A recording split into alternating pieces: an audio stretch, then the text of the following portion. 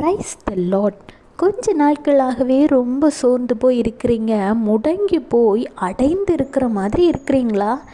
ஏனென்றால் ஏதோ ஒரு சூழ்நிலையினால், ஏதோ ஒரு காரணத்தினால் நீங்கள் எழும்பி பிரகாசிக்க முடியாது, அடைக்கப்பட்ட நிலையில் முடக்கப்பட்டு இருக்கிறீங்க.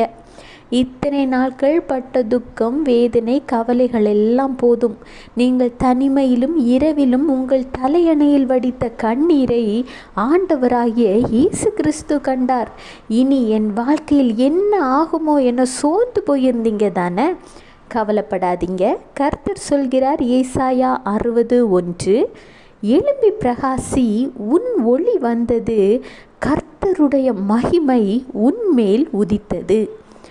ஆண்டவராகிய இயேசு கிறிஸ்துவின் மகிமை உங்கள் மேல் உதித்ததின் நிமித்தம் இன்றிலிருந்து நீங்கள் பிரகாசிக்க போகிறீங்க. உங்கள் வாழ்க்கை பிரகாசிக்க போகிறது. நீங்கள் செய்வதெல்லாமே ஆண்டவரின் பெரிதான கிருபையினால் ஆசீர்வதிக்கப்படும். உங்களிடம் வெளிச்சம் வந்துள்ளது. வெளிச்சம் இருக்கிற இடத்தில் இருளுக்கும், அழுகைக்கும், துக்கத்திற்கும், கண்ணீருக்கும் இனி இடமில்லை. உங்களை ஒரு புதிய பாத்திரமாக மாற்றப் போகிறார். ஆண்டவருக்கு நன்றி சொல்லுங்க. ஆசீர்வாதங்களை சுதந்திரித்துக் கொள்ளுங்க. Have a blessed day. Jesus bless you.